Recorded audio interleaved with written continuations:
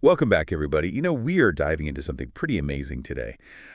This one is really for our listeners who are maybe new to Islam and getting ready for their first Ramadan. Yeah, I can imagine. Such a special time of year, but I know from experience that the first one can come with a lot of questions and Definitely. maybe even some nerves, right? Oh, for sure.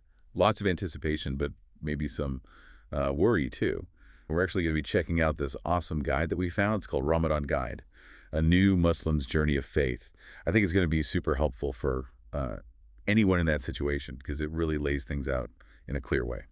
I was skimming through it, and they cover a lot of the common questions that come up for people who are new to Ramadan. There's tons of practical advice, too. It's definitely a great resource. Yeah, and I love how they address those anxieties, Yeah. But let's start with the basics.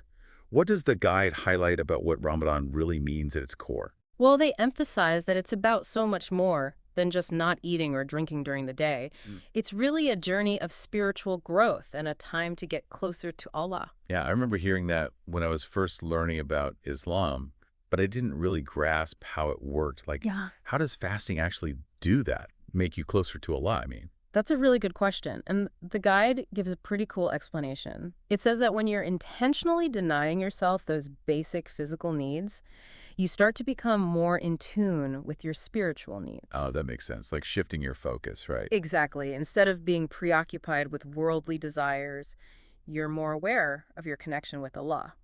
Plus, the guide points out how the discipline and patience that comes with fasting that can benefit you in all aspects of your life, not just during Ramadan. Okay, I'm starting to see the bigger picture now. So it's not just about abstaining, it's about building those inner strengths. What about the idea of purifying your soul?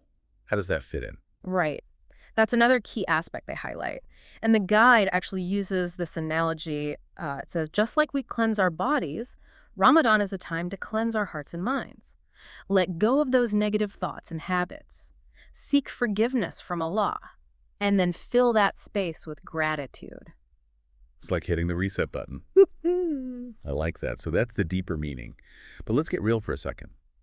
As a new Muslim, Ramadan can be, well, a little intimidating. What are some of the struggles that the guide mentions? That might be common for new Muslims. For sure. And the guide is super honest about that. I mean, feeling lonely can be a big one, especially if you're surrounded by people who aren't fasting. And then there's the physical challenge of actually fasting. If you're not used to it, it can be tough in the beginning. Yeah, and then there's that worry about messing up. Like you're still learning, so are you doing everything right? That was something I definitely dealt with. Oh, absolutely. That fear of making mistakes is so common. But what I love is how the guide really emphasizes that it's more about your sincerity and your effort. It's not about being perfect. Whew, yeah, that takes the pressure off. And what's cool is that the guide even offers some solutions to these challenges. Oh, yeah. Tons of practical advice. Like, for feeling isolated, they suggest connecting with your local mosque or maybe finding some online communities, places where you can find support from other Muslims. Finding your people, right? That sense of community can make a world of difference. Okay. So what about the physical side of fasting? What kind of tips does the guide have for that? Well, they really stress the importance of listening to your body. And especially in the beginning, don't try to go from 0 to 60. It's totally okay to start slowly, maybe gradually increase the amount of time you're fasting. And of course, staying hydrated Right. before and after the fast. Definitely. Super important. And, the guide actually mentions that if you're really struggling, it's okay to break the fast. Yeah, they talk about that, right? Like if you need to. Exactly. Islam is all about compassion. Allah understands. So the guide reminds us that there are exemptions, if you're sick, traveling, or if you have any health concerns that make fasting too difficult. Right. It's about doing your best. And Allah knows that. Okay, so we've talked about some of the challenges and how to handle them. But let's get to the good stuff. What are some of the guide's tips for having a really fulfilling Ramadan, even if it's your first one? Okay. Brace yourself. They've got a ton of practical advice packed in here. Let's see. They talk about the power of dua, supplication, basically talking to Allah from your heart. Oh, yeah, I've heard of that. But to be honest, I'm always kind of unsure about, like, am I doing it right? What am I supposed to say? It can be intimidating. Oh, I totally get it. I felt the same way. But the guide breaks it down in a way that makes it so much less scary. They basically say it doesn't have to be this big formal thing. It's about connecting with Allah in a genuine way, sharing your hopes, your worries, asking for strength and guidance. And the coolest part, you can do it anytime, anywhere, while you're praying, yeah, but also just like driving, cooking, So whatever. it's like this constant conversation with Allah. I Yeah. love that. Right. And it's not just about asking for things either. It's also about thanking Allah for all the good in your life. Gratitude is a huge part of Ramadan. That makes sense. The more you focus on what you have, the less you think about what you don't. What else is in the guide? Let's see. They talk about engaging with the Quran, which, if you don't know Arabic, can seem overwhelming. Oh, yeah. I remember when I first tried to read the Quran, I was like, where do I even start? Totally. But the guide suggests just taking it slow. Maybe read a few verses with the translation each day. Or even listen to an audio recording. Even if you don't understand every word, just thinking about the meaning can be really powerful. Okay, that seems a lot less intimidating. What else? Another big thing is charity, sadaqah. And that doesn't have to mean just giving money. The guide says that even, smiling at someone, saying something kind, or helping someone out, all of those things count as sadaqah, especially during Ramadan. I love that. It's about spreading kindness wherever you can. Even small acts make a difference. Absolutely. But of course, in our busy lives, it's easy to get distracted from, those good intentions. So the guide talks about the importance of minimizing those distractions during Ramadan. That's such a good point. It's so easy to get caught up in, like, social media or just the busyness of life. Right, exactly. It could be anything, really.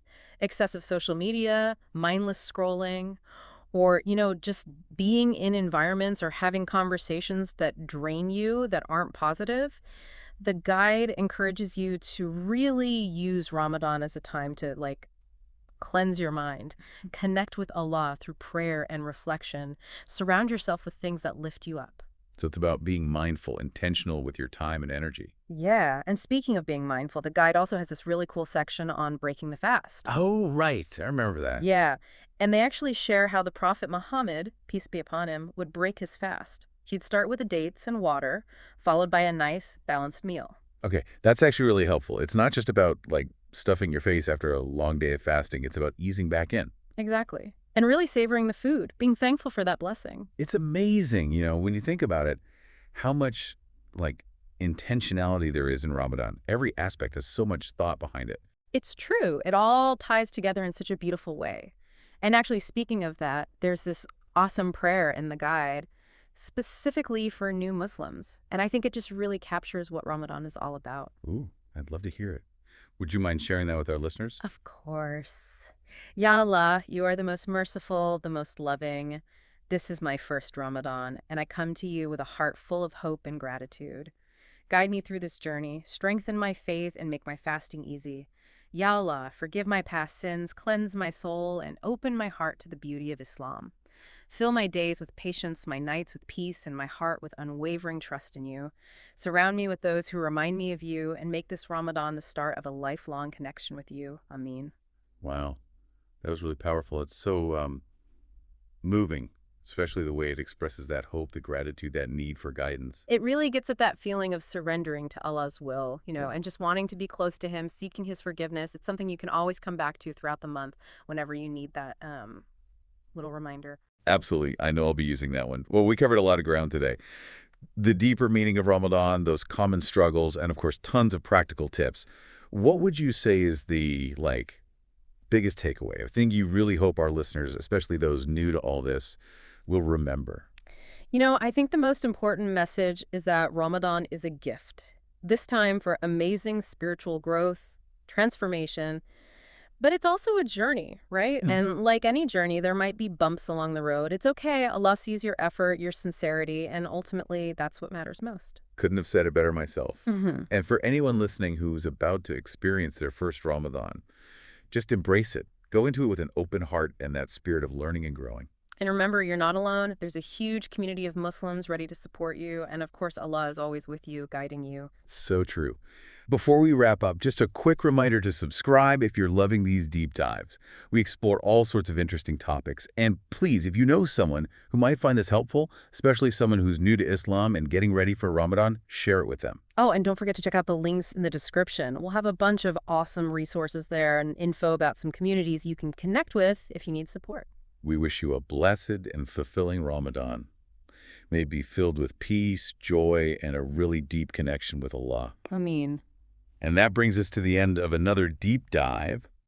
Hope you found it insightful and maybe even inspiring. Always remember, knowledge is a gift. And sharing it, well, that just makes it even more valuable. So tell a friend about the show. The more, the merrier. Exactly. And if you're loving these deep dives, hit that subscribe button so you don't miss out on the next one.